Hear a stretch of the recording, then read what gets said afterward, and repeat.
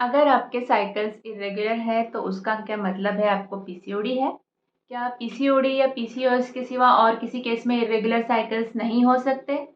Irregular cycles है तो आपको उसके लिए पीसीओएस के सिवा और कोई इन्वेस्टिगेशन या और कोई जांच कराने की ज़रूरत नहीं है। तो इन्हीं सारे क्वेश्चंस के आंसर्स आपको इस वीडियो में मिल जाएंगे, लेकिन आपको ये वीडियो एंड तक देखना पड़ेगा। हाय, मैं डॉक्टर मंजुश्री कोठेकर हूँ। मैं एक आईवीएफ स्पेशलिस्ट हूँ। मैं मुंबई में प्रैक्टिस करती हूँ। मेरा क्लिनिक मुंबई में चेंबूर और घाटकोपर एरिया में है।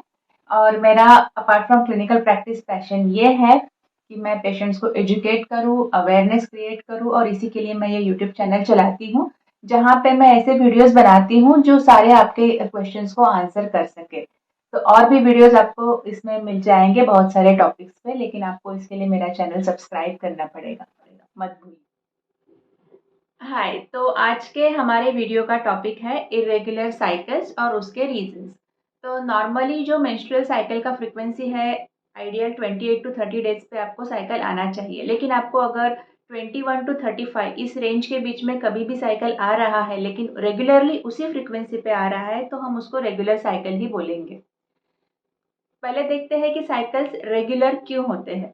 यूट्रस होता है, उसके बाजू में दो ओवरीज होते हैं और उनमें से एक ओवरी में एक फॉलिकल आपके इंटरनल हार्मोन्स की वजह से हर साइकिल में बढ़ता है।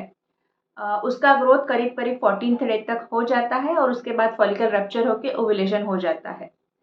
जब ये फॉलिकल बढ़ रहा है तो उस टाइम पे वो एक हार्मोन भी सिक्रेट कर रहा है जिसका नाम है इस्ट्रोजन। और ये इस्ट्रोजन हार्मोन आपके यूट्रस के इंटरनल लाइनिंग पे असर करता है जिसे हम बोलते हैं एंडोमेट्रियम। और उसकी वजह से वो लाइनिंग भी बढ़ता है and it gets ready for the embryo. जब तक वो फॉलिकल रप्चर होने का टाइम है तब तक। अगर प्रेगनेंसी नहीं हो गया, फर्टिलाइजेशन नहीं हुआ, प्रेगनेंसी नहीं हुआ, तो 14 डेज के बाद ये जो लाइनिंग बढ़ा था एंडोमेट्रियल लाइनिंग वो शेड ऑफ हो जाएगा और वही आपका मेंस्ट्रुअल साइकिल है, वही आपका मेंस्ट्रुअल फ्लो है। तो आपका मेंस्ट्रुअल रेगुलरिटी क्यों मेंटेन्ड है? क्योंकि आप हर महीना फॉलिकल ग्रो कर रहे हो।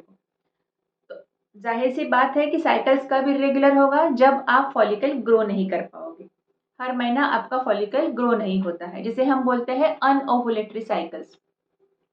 तो ये अनओवुलेटरी साइकिल्स होने का कॉमन कॉज ऑब्वियसली पीसीओडी या पीसीओएस या पॉलीसिस्टिक ओवेरियन सिंड्रोम वो है। लेकिन इसके सिवा भी और कुछ कुछ कंडीशंस में साइकिल्स इरेगुलर हो सकते हैं। तो पीसीओडी में क्यों साइकिल्स इरेगुलर होते हैं? क्योंकि आपके हार्मोन्स, जो इंटरनल हार्मोन्स है जो नॉर्मली आपका फॉलिकल ग्रो करते हैं, वो बैलेंस में नहीं होते हैं।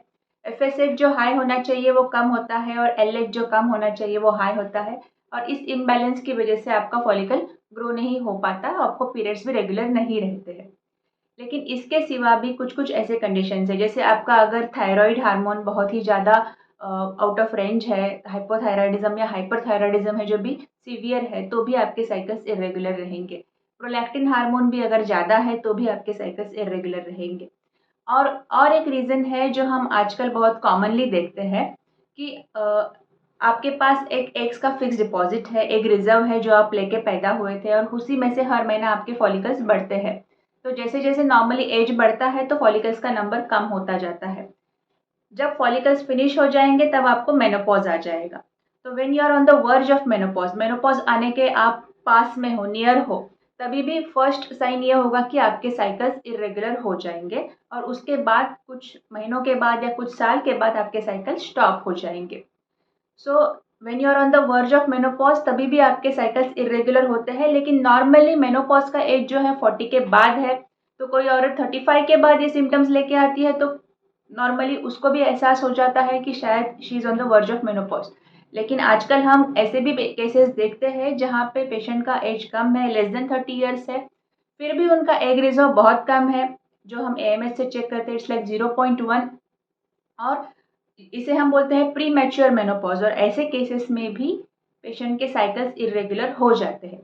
तो आप देखोगे पीसीओडी और प्री मैच्योर मेनोपॉज ये दोनों अपोजिट कंडीशन है। पीसीओडी में बहुत ज़्यादा फॉलिकल्स है, प्री मैच्योर मेनोपॉज के केसेस में फॉलिकल्स है ही नहीं या ख़त्म होने को आए हैं। तो ये दो अलग अलग रीजंस भी हो सकते हैं इरेगुलर साइकिल्स के पीछे। तो इसीलिए जो मैंने आपको क्वेश्चंस बताया था कि उसका आंसर तो हाँ है कि आपको बाकी टेस्ट करने की भी ज़रूरत है। यू नीड टू नो कि आपके इरेगुलर साइकिल्स एग्जैक्टली उसका रीज़न क्या है और उसके हिसाब से आपको आगे का मैनेजमेंट डिसाइड करना पड़ेगा। तो आज के लिए इतना ही। इसके बारे में आपको कोई डाउट है तो आप मुझे कमेंट्स में पूछ सकते हो, या आपको कंसल्टेशन के लिए आना है तो मेरा क्लिनिक मुंबई में है, चेंबूर एरिया में, और यूट्यूब से आने वाले पेशेंट्स को मेरे क्लिनिक में हमेशा फर्स्ट कंसल्टेशन फ्री रहेगी। Thank you.